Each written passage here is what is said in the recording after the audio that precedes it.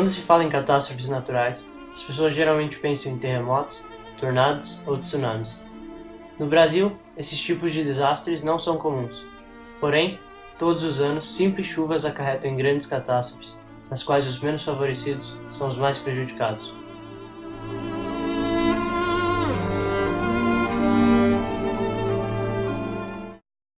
Vila Itaim é considerado o bairro com maior incidência de enchentes da zona leste de São Paulo nos últimos anos.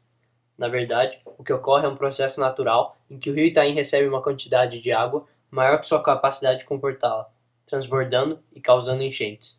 O grande problema é que algumas pessoas ergueram suas moradias nessas áreas irregulares. Diante disso, os moradores tendem a improvisar para não ter seus bens perdidos e se locomoverem. Todo ano, sim. Todo ano. Já morreu gente com lectospirose o ano passado. Cloro não vai resolver o problema de ninguém. Acho que cesta básica também não. Acho que tinha que resolver o problema do rio.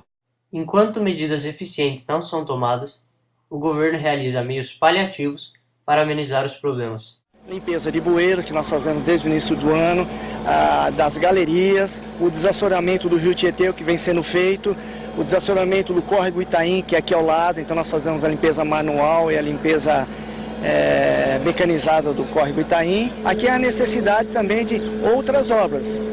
Com a chegada do Parque Várzea do Tietê, talvez resolva esse problema.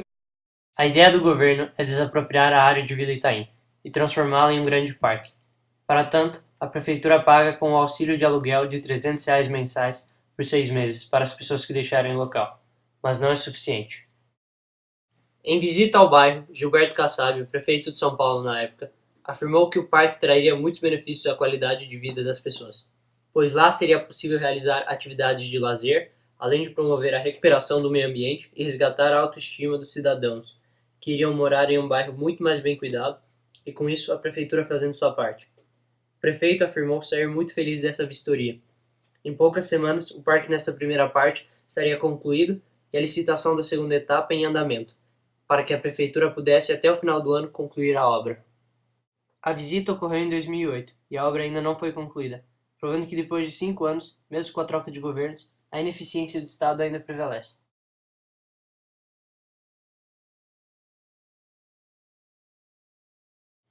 Outros problemas graves no Brasil são os desmoronamentos. A cidade de Petrópolis, por exemplo, sofre anualmente com várias mortes e moradias perdidas. De acordo com o professor José Oswaldo de Araújo, do Instituto de Geociências da Universidade de Brasília, a chuva em si não é a única causa dos deslizamentos.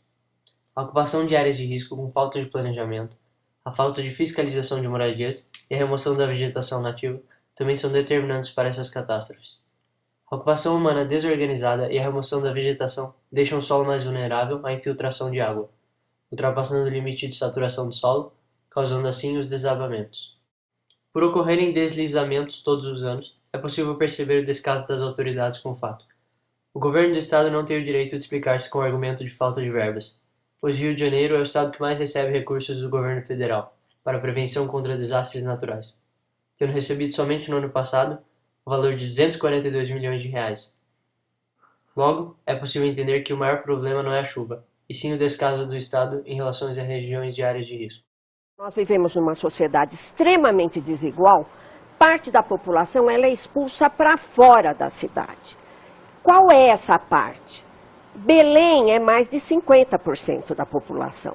Cidades como São Paulo, Curitiba, isso chega em 20% da população. Cidades como Salvador, Belo Horizonte, Recife, mais de 40% da população.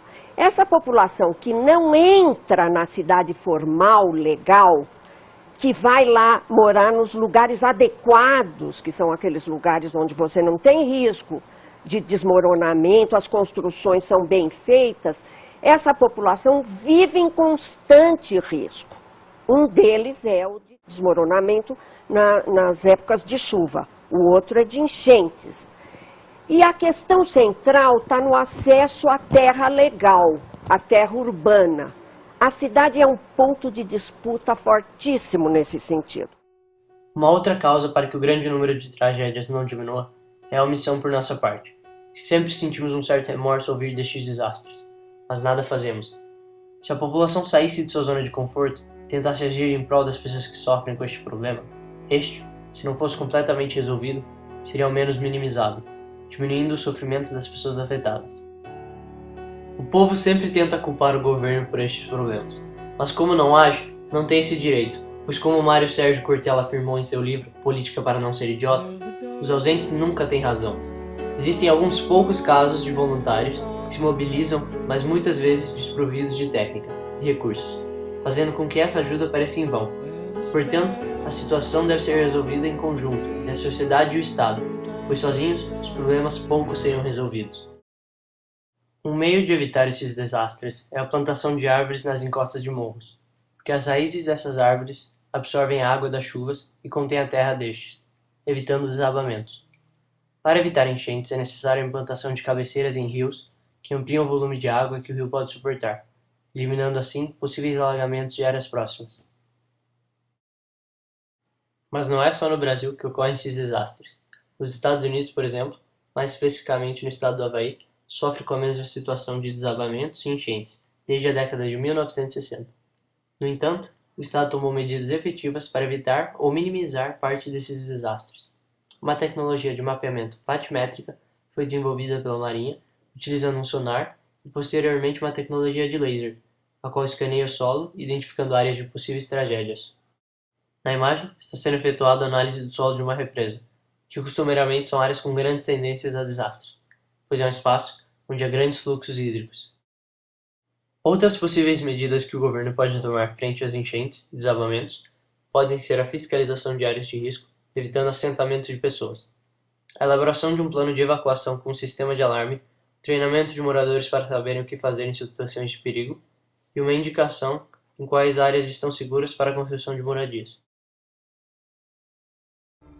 Agora, só nos resta cobrar para que o governo, finalmente, depois de tantos anos, coloque essas medidas em prática, para que esses velhos problemas não se repitam mais, e as populações como as de Petrópolis, Vila Itaim e de muitos outros lugares também afetados por catástrofes naturais no Brasil, possam viver em paz.